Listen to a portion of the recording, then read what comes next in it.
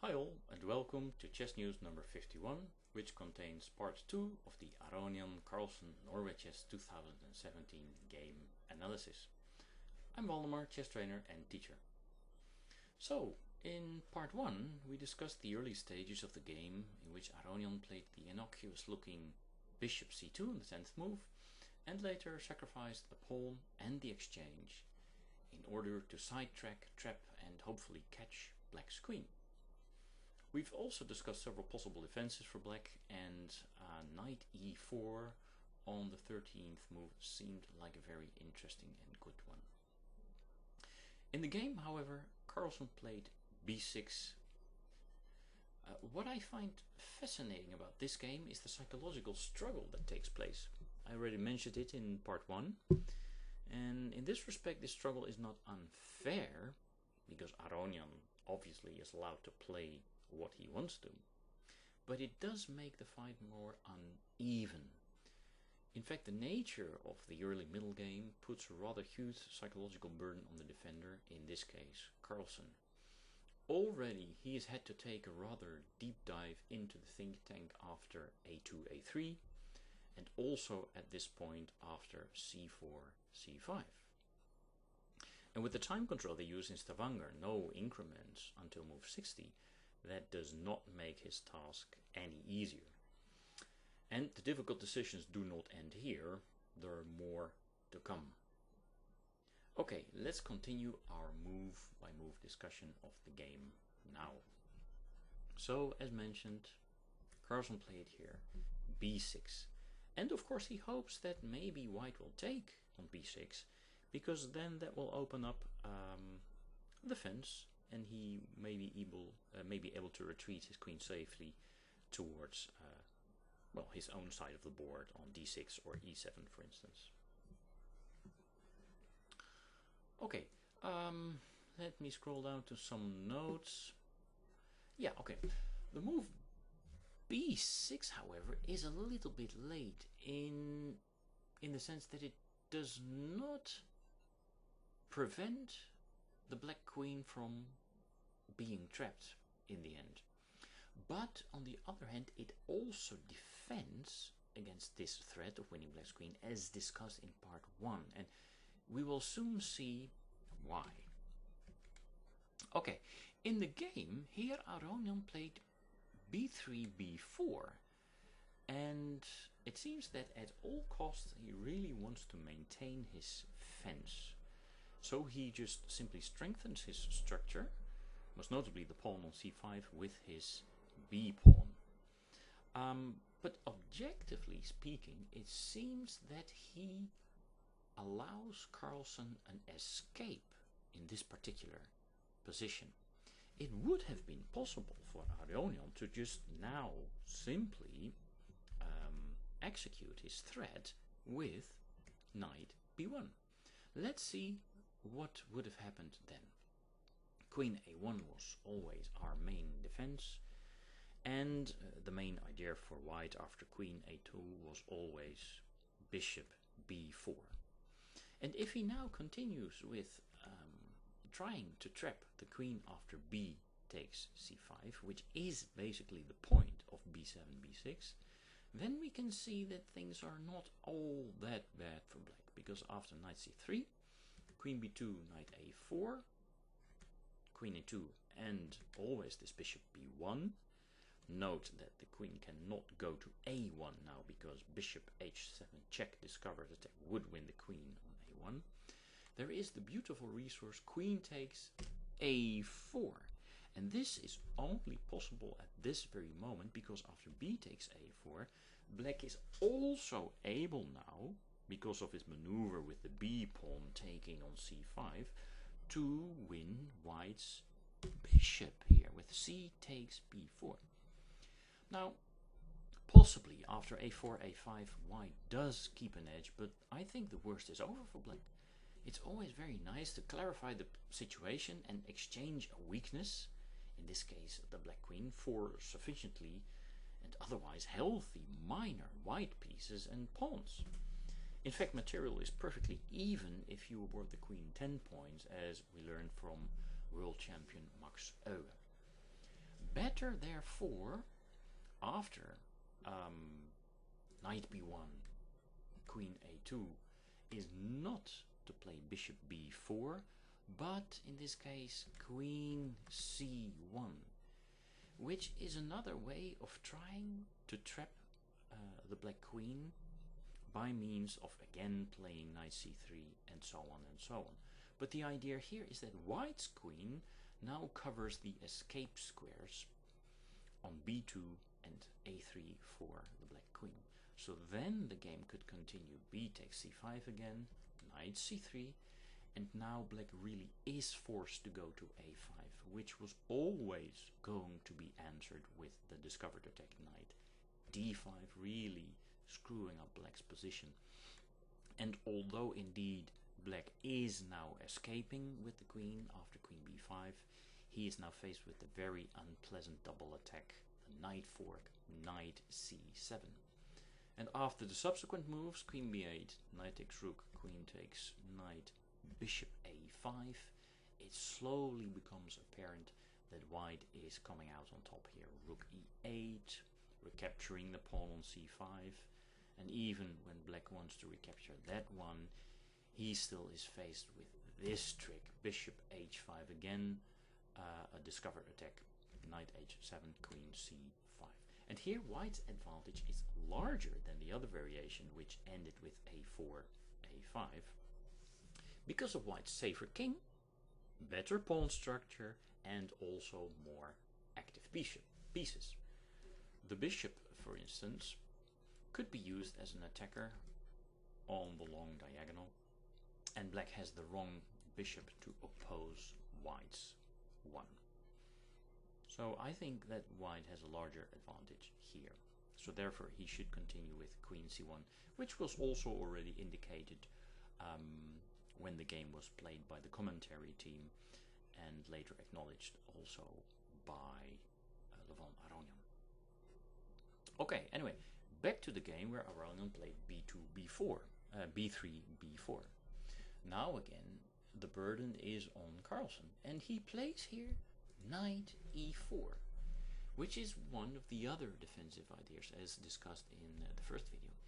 But however, this seems to come a little bit too late, because black can no longer play a6, a5, as we saw in video 1 in some very important moments. Now what's very interesting to note here is that because of the, objectively speaking, less precise b3, b4, white slipped up a little bit and allowed Carlsen to escape, in my opinion. But then instead of knight e4, Carlsen should have played queen b2. Now this is a prophylactical move because it already sidesteps the attack on the queen by the knight, but at the same time it's also a very difficult and somehow extraterrestrial, inhuman move. But it seems that, objectively speaking, again, after this move there is no real tangible advantage for white anymore. Possibly Carlsen had seen this move, but with regards to his thus far rather dissatisfying result with the 3 draws, he possibly just wanted to go for it and not allow Aronian to end the game immediately with a repetition of moves, even though Aronian plays white. So just, yeah, again, a psychological issue. Imagine Aronian achieving such an easy draw against the world champion. So this move repetition could have come about with knight a4, queen a2, knight c3, queen b2, etc, etc, right? So I think queen b2 would have been a very important moment. But of course for Carlsen, difficult thoughts to stave off during the game. Should I play on? Should I go for a draw? And certainly interfering with proper chess technical thinking. Okay, so back to the game where on the 14th move knight e4 was played. And now Aronian happily takes this pawn back, and in doing so opens up gateways to black's king as well. D takes e4, and here bishop e4 was played. And again, an incredibly difficult position and choice to make for Carlsen. Continuously the burden is on him, and that's why we like to say in chess that defending is much more difficult than attacking. So Carlsen plays here rook b8, but probably there was a better alternative, so that's also why I indicated bishop takes e4 earlier on as a critical moment. There was the move b takes c5 here. Now play could continue, bishop takes c6, and now the human move is rook b8. Let's take a look at that move, rook b8. Then b c5 would be possible, but in order to keep white's bishop out of a5, which could be prepared with a move like queen a1, black would very much like to play a5 himself.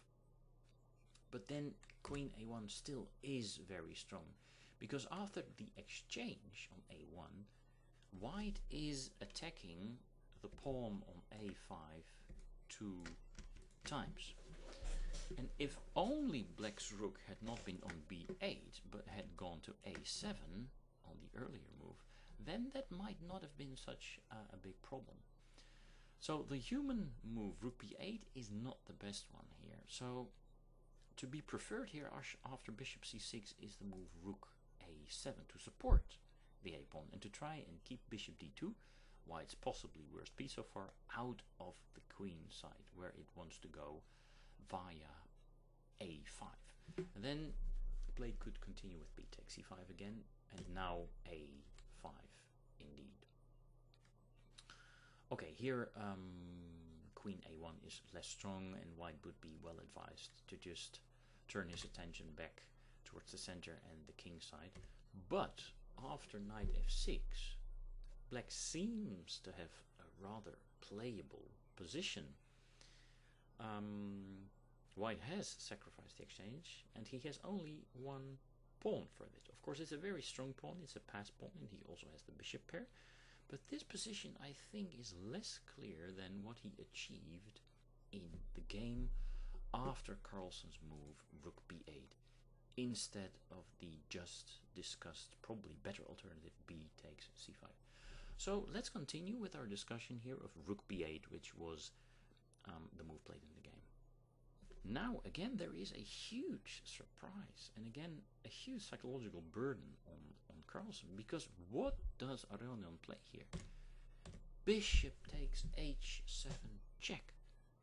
But funnily enough, objectively speaking, again this may leave Carlsen off the hook a little bit. Objectively stronger, I think, was queen c2, but possibly Aronian wanted to play the most awkward move to face for Carlsen. Imagine playing the Greek gift sacrifice against the world champion. How humiliating. And I'm pretty sure that after bishop takes h7, Carlsen must have felt a little nauseous around the stomach. Okay, so, well, king takes h7, the proof of the pudding is in the eating, and of course here comes the follow-up, knight g5. Again, now what to play as black? Again, a critical middle game position, as I pointed out in video number 1. How on earth to figure out what is best here? And how much clock time will that take? Oh my gosh, you have to feel for Carlsen, right? So what can you basically play here? I think there are two opportunities. There's king g6 and there's king g8. So, well, good luck finding out what is the best move. In the game, I think Carlsen makes an inaccuracy. He plays here king g8, which is a rather, let's say, passive or reactive defense. I always tell my students, if you're being attacked, what's your favorite way of defending? It's always the counter-attack. Now maybe the counter-attack is objectively speaking not correct if you calculate it and you find out it doesn't work. But statistically speaking, it works so often and is virtually always the more stronger type of defense. And king g6 would have been much more testing and tenacious. First of all, it sort of counterattacks the knight on g5. Now, of course, we cannot always take that knight under these circumstances, but probably more important, it also does not allow the queen to come in immediately to h5, because the king simply defends that square, as it does in the game. We will see a little bit later on what happens in the game. So let's take a look at this very, very important alternative, king g6, because I somehow that maybe, again, even though the path is very, very narrow, virtually impossible to find in a practical over-the-board game, this would have been the objectively better idea here. Now there are two moves here for white to continue the attack. There's queen g4, which is maybe the most logical one, because it immediately puts the queen opposite black king and threatens a discovered attack with the knight. But there's also queen f3. And the main difference between those two moves is that queen f3 attacks f7, which allows white to win an important tempo to attack the g file from a more handy square. So let me see. So let's first start with discussing this queen f3 move. Now, immediately here black can make a huge blunder. It is not advised to take the knight now, because there is a rather simple discovered attack with e4, and after king g6, oops, it turns out that the black queen remains a target, especially since she is not protected. So back to queen f3, where then it is better to protect the threatened f7 square. So black could play here rook f8, and now white puts the queen on the g file not from g4 but from g3, and this is quite useful because it attacks the rook here. And also, as in the other line with queen g4, the queen is not vulnerable here to a counter attack by black's f pawn. So best play for black continues here with f6, which is important to support the e5 square. And why that is important we can see here after knight e6 check, king f7, knight takes f8, king takes f8. And now normally the move d5 would be a very strong move, because it just wants to take this undefended pawn and eliminate the defender of the rook on b8, the knight on d7, which is attacked by the queen on g3. But in this case, since the e5 square is supported, there is the all-important resource knight e5, and all of a sudden black comes out on top with his material advantage. So also, therefore, after queen g3, f6 is really necessary. f5 to vacate the f7 square for black's king is for that reason wrong, because after the same moves, knight takes e6 check, king f7, knight takes f8, king takes f8, d5 now does work, because knight e5 is impossible in this situation. Okay, so let's go back to the best line after king f8 with the pawn on f6. In this case, white would be well advised not to try the d5 trick, because then black defends with knight e5, but rather try queen d6 check. And then still after king f7, d5, this is a variation that I somehow figured out, d3, queen d3, d takes c6, the exchange of queens. Black still has a very tough endgame ahead, but no more than that. And I think that he would have had better drawing chances in this particular position than in the game. Okay, so this at least shows why queen f3 is still a persisting move, or the best move after king g6, because white is still somehow assured this advantageous endgame. Now let's take another look at the other possibility with queen g4, which is probably the more logical one, right? Based on our knowledge of patterns, when playing the Greek gift sacrifice, normally after king g6 we immediately play the queen to g4. And this is a very, let's say, educational moment to see how much chess players, including grandmasters, rely specifically on this knowledge of patterns.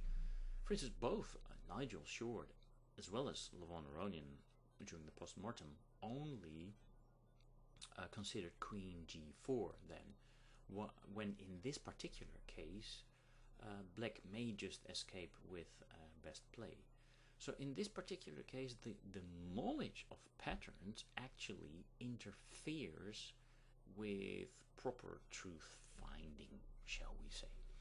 Okay, now let me then try and explain why queen g4 in this particular case is indeed less precise. It's all because of the move f5, a very important counterattack against white's queen, the point of which is that black vacates the f7 square for his king with a tempo. And this is not the case in the queen f3 line, since the pawn remains on f7, and therefore this is the big difference.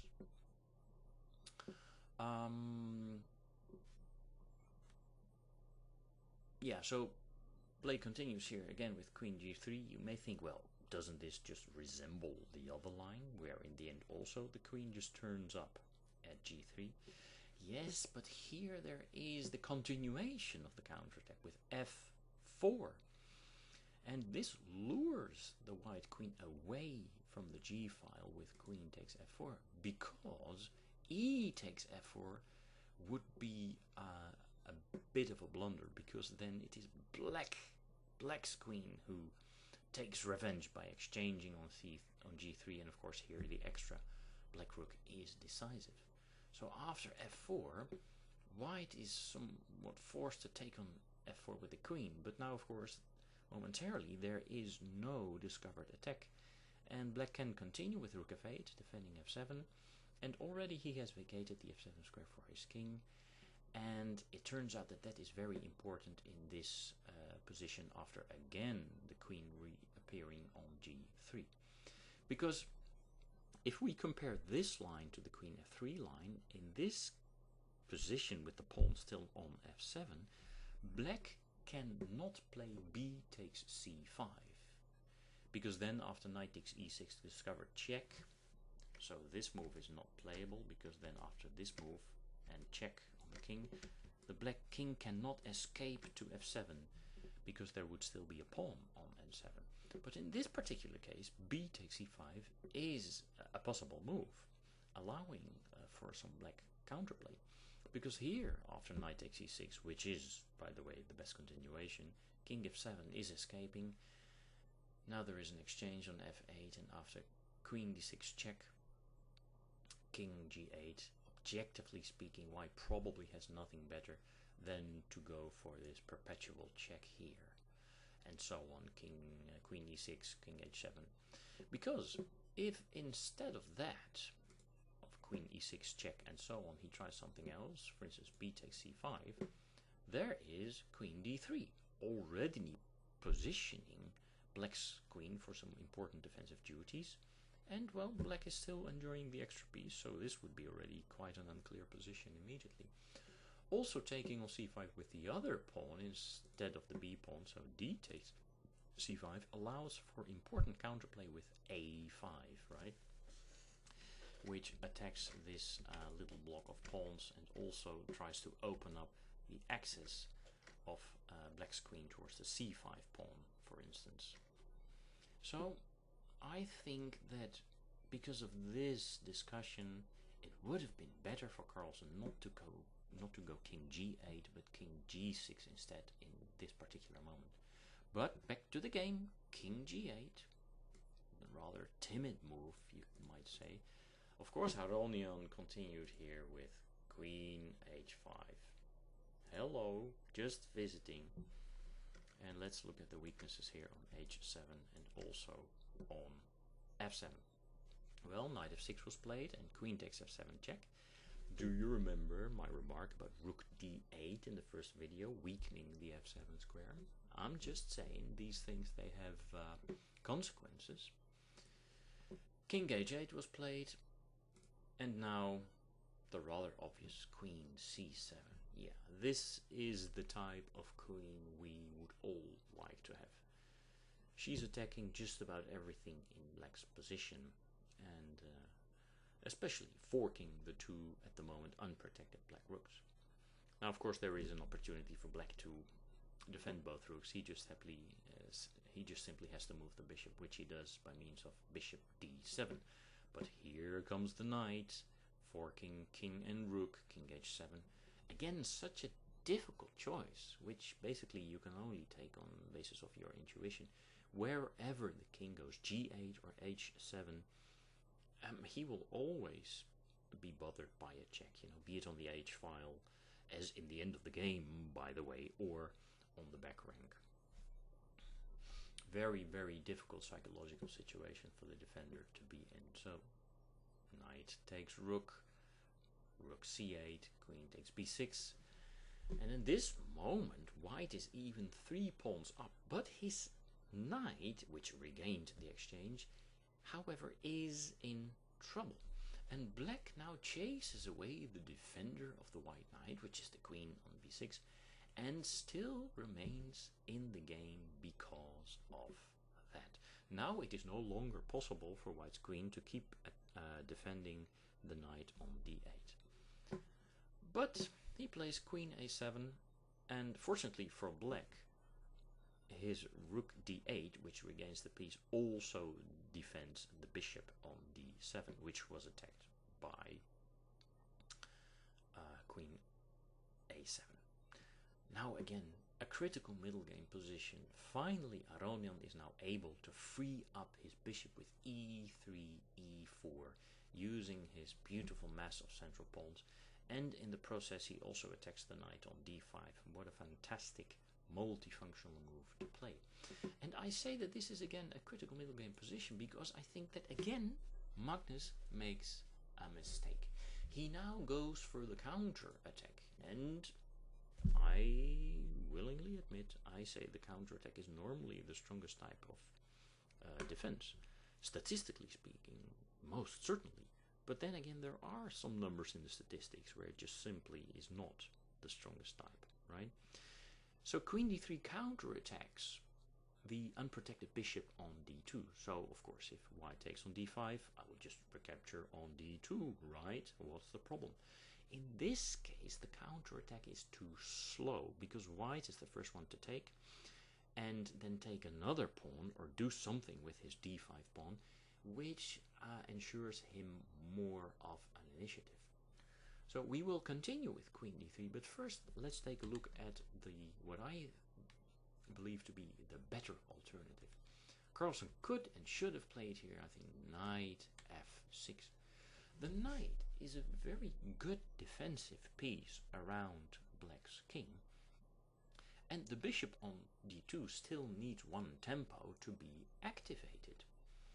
So here white can make a mistake. He can go e5, but then that would allow the knight back in on e4 with sufficient counterplay for black. So better would be to indeed activate, position that bishop that until now had been quite a passive bystander by playing bishop g5. Now one of the ideas here is to play bishop takes f6, eliminating the defender of the bishop on d7, and when black recaptures, then all of a sudden there would be the horrible double attack on both bishop and rook, and that would win immediately for white. But here comes a very important difference. Queen takes b4. So now the black queen can start to do something positive, yeah? To start eating healthy white pawns, instead of just exchanging pieces by going for the counterattack on bishop d2. The end of the song is that, yes, he will lose knight f6, as we shall soon see, but in the meantime, he has taken so many white pawns that white has no extra pawns anymore, and that another end result of this variation is that there will be bishop of opposite colors. Now we know that in a middle game position that is not always very good for the defending side, but we've already exchanged even more pieces, and if sides were to exchange even more pieces, for instance the queens, then of course the presence of bishops of opposite color are a very strong drawing tendency in the position.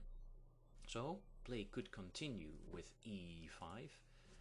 Please note that the original idea of bishop takes f6 now doesn't work because of the gf6 and the double attack. There is the defense with queen b8. Now this was not possible one move earlier because the black queen was still on a3, but now she already came from b4 where she had eaten one of those white pawns, and now she can just simply support the black army, and with the extra piece for 2 white pawns, black now has the, I would say, somewhat better chances even. So this is not the way to go for white. No, rather after queen b4 he should keep the tension between bishop and knight and play for e5. Now attacking the pinned knight. But again, now the defense comes from a counter-attack. This one clearly is the best. And e takes f5 would now not be good. E takes f6, excuse me, because of king takes g5, and black again is better because he has an extra piece, and white cannot promote his f-pawn, not with f takes g7, because queen takes d4 defends the bishop, so the rook is able to defend against the promotion here, and also not after king g5 with f7, because again queen d4 leaves black on top. So in this position after e5 and the counter attack with king g6, he is well advised to remain or maintain the tension with h4, just simply protecting the bishop. But then black has time to take another pawn, and as mentioned, now this knight is lost, but after g takes f6 we take another pawn, because g takes f6 recaptures one of white's pawns once more. After subsequent moves, let's say queen b6 hitting the rook, bishop c8 defending the rook, bishop e3 and queen d5, white is still somewhat better because of his more safe king.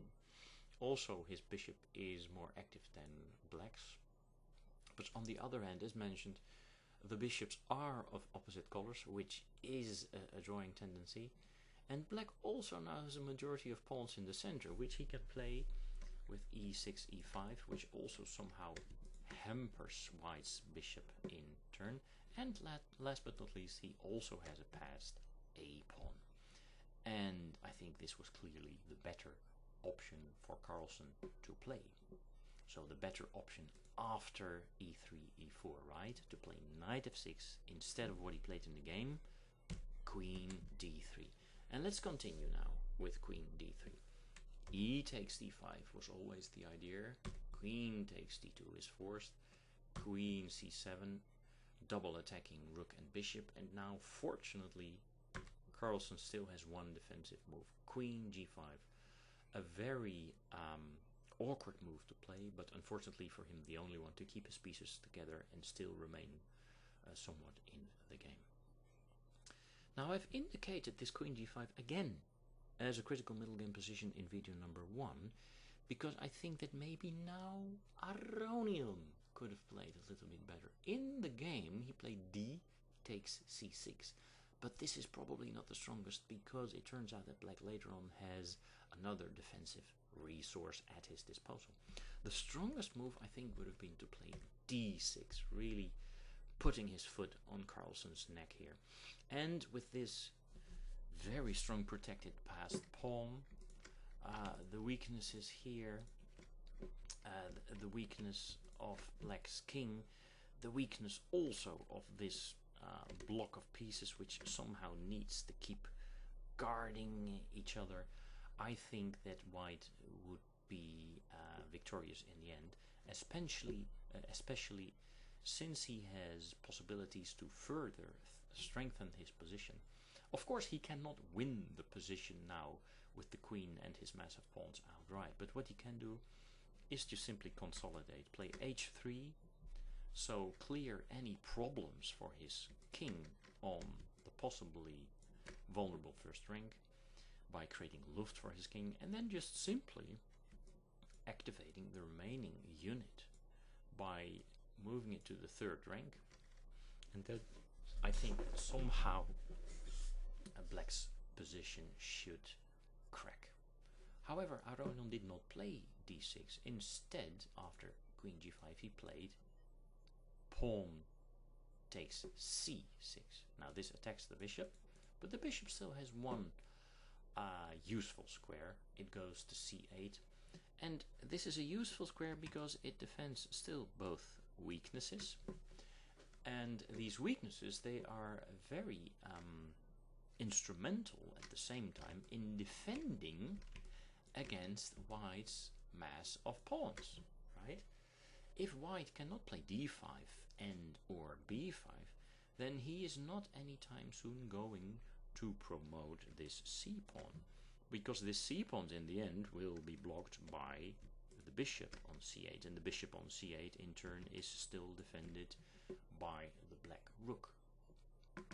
So bishop c8 is still a very useful spot there. Now, still I think this phase is very educational, because similar to the previous line I just showed you with d6, again white should play here h3, and that's what he does in the game. As explained, the white queen and her mass of pawns cannot win the game single-handedly, so we need to bring in more troops. Now, what troops? Of course, the unit which is still lying in bed on f1, white's rook. But since white's rook would have to leave the first rank rather quickly, it first makes sense to make luft for white's king. We can see what happens, for instance, if white is a little bit too hasty and he starts to activate his rook immediately with, let's say, rook e1. Then there's the counter-attack, rook d2. And of course white cannot take on d8 because queen takes e1 check is checkmate. Also, the attempt with rook d1 doesn't really work because of the very funny counterattack, rook d4. And again, black makes use of the weakness of white's back rank. So we see that h3 again is instrumental in maintaining the advantage. Well, black centralizes his queen. He just wants to take the pawn on d4 probably, but now white is in time to defend that pawn. And again, I indicated this moment as a critical middle game position in the first video, because I think that here Carlsen makes his last and decisive mistake. He wouldn't need to make this mistake, which means he didn't need, blah, blah, blah, difficult language, he didn't need to make this mistake, which explains why I think that d5, d6 earlier was better for Aronian instead of d5 takes c6. Because here, instead of the move e6, e5, which Carlsen played and which is, I think, losing in the end, Carlsen could have played rook f8. And then it turns out that white would have probably preferred the pawn on d6, because the pawn on c6, as we mentioned earlier, is blocked in the end by the bishop still on c8. So it would give white less opportunities to somehow, in conjunction with moving his rook to g3, let's say, to try and play a winning combination there. So rook f8 would have been possible here. Let's remove the arrows. And why is this important? This move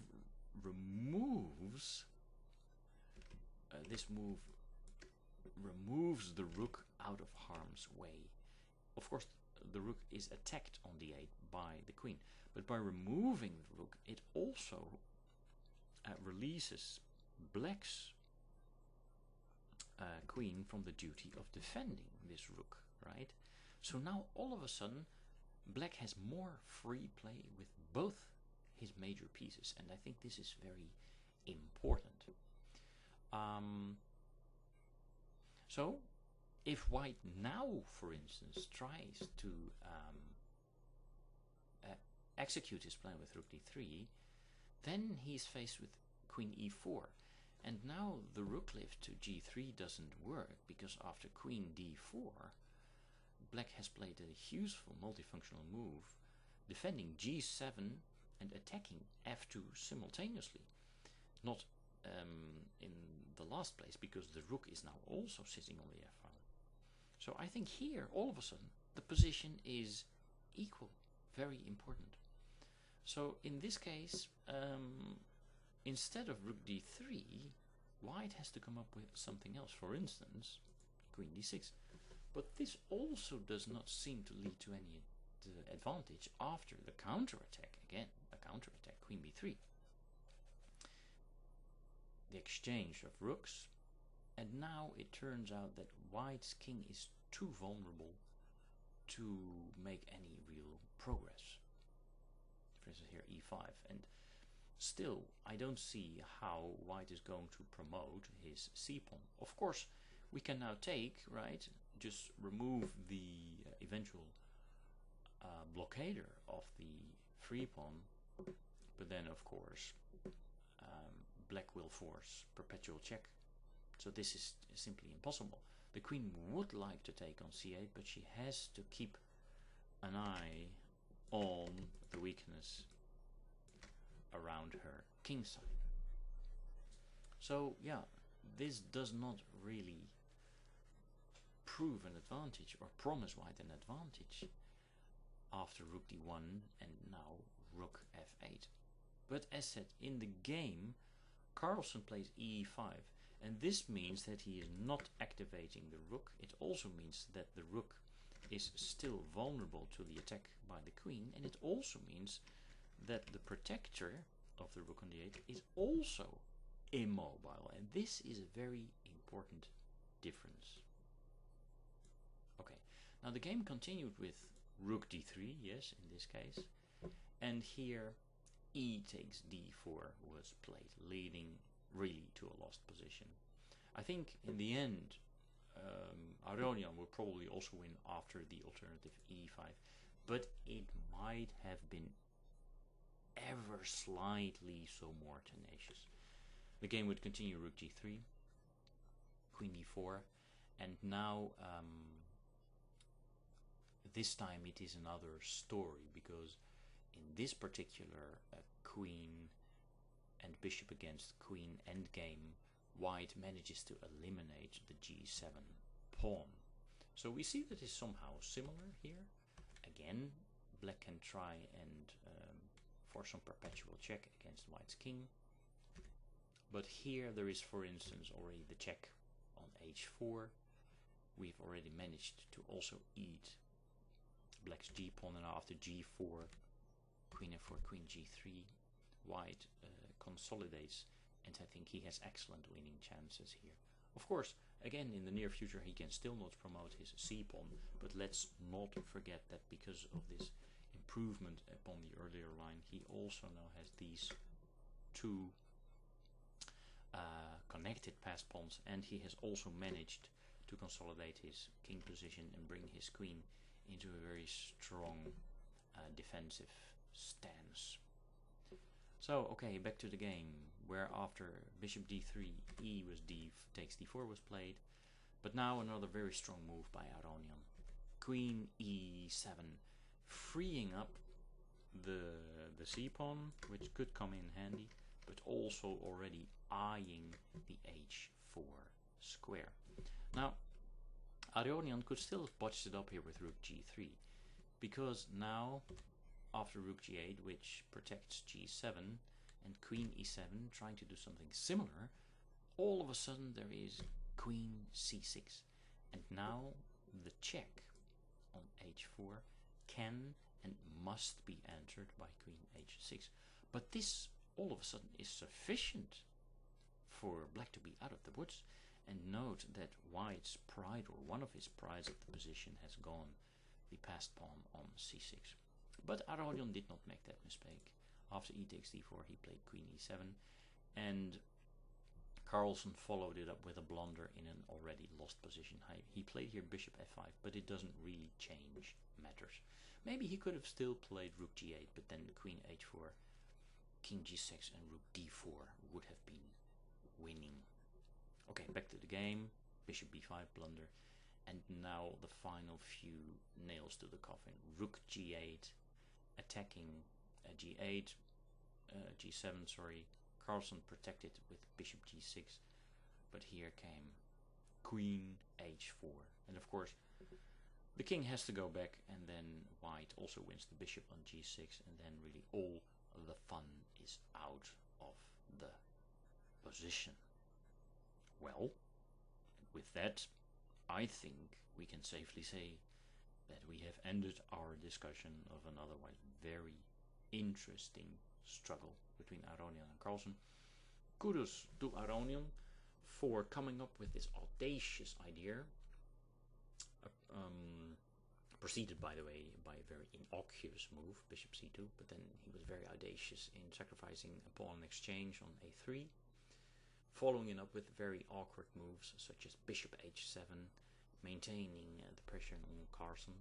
As we have seen, I think Carlsen had a number of opportunities, maybe even up to 3, to defend himself better and probably leave the tournament hall with nothing but a blue eye, but not a lost game.